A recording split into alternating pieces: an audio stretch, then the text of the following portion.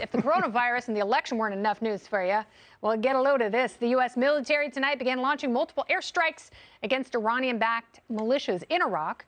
Comes a day after the militias killed 2 U.S. troops and 1 British medic. The militias fired 15 rockets from the back of a truck. Bastards.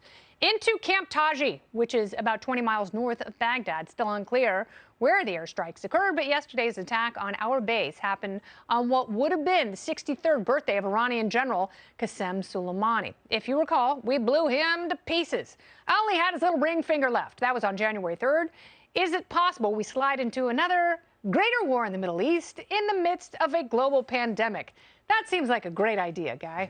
This is not going to be a war. I totally support what we did here. If these terrorists kill our people and kill, in this case, an ally, a Brit, we're going to come and kill you, right? That's not acceptable. And they also, it can't happen. They also wounded 15 other Right. So this is a counterstrike. It's proportional. That's fine.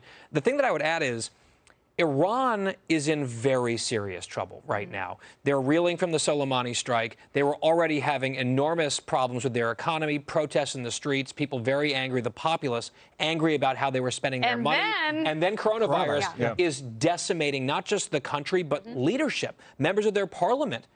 There's a significant critical mass of people in their parliament who have coronavirus. There were some aerial photos that I saw in the Washington Post today of mass graves where they're just dumping the dead people in there. I saw that on the It is a disaster for Iran. They can't afford a war with anyone right now. Yeah. What do you see here? Yeah, no, they have no interest in going into a full military conflict with us. And look, what oil they can get out to the market at $27 a barrel, they are going to be really sucking wind, as will the Russians. That's another factor. Which is something interesting to watch. We should, I mean, not just Iran, but look at what's going to happen to Russia. I mean, Putin is going to act up in some fashion here if oil doesn't stabilize and creep back up above, say, 40 a barrel.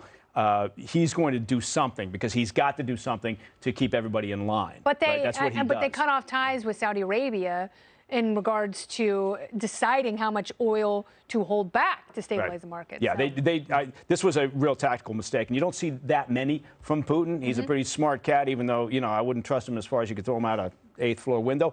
But he's made a mistake here in getting into this battle. I think you're right. But with Iran, yeah, we're not getting into a military conflict. I disagree in the sense that I don't think it was proportional. Look, they kill some of our people. Frankly, maybe this rubs people the wrong way. We should be taking out some of theirs. That's just the way it works. I'll just say, you would know better than I, but I think this is an opportunity for intelligence. I think we should be reaching out and trying to find assets that we can use who are upset with the administration right now, upset with what's going on. Absolutely. And being able to flip them and use them. The regime. Anytime there's chaos. Human intelligence, you're absolutely right, because that is something that's an area in our intelligence gathering, as you can well attest to. It's always been a heavy lift, and you're absolutely right. When you've got chaos like this, or when there's instability, that's the time, and it is happening. That's exactly what you do, and so I can guarantee you, without going into any sources and methods, that's what the community is doing, or the intel community is doing right now. I want to thank you. This was a glorious man panel, and I know it got hot and spicy, but that's how I like my buffalo wings. There you go. All right? And your man.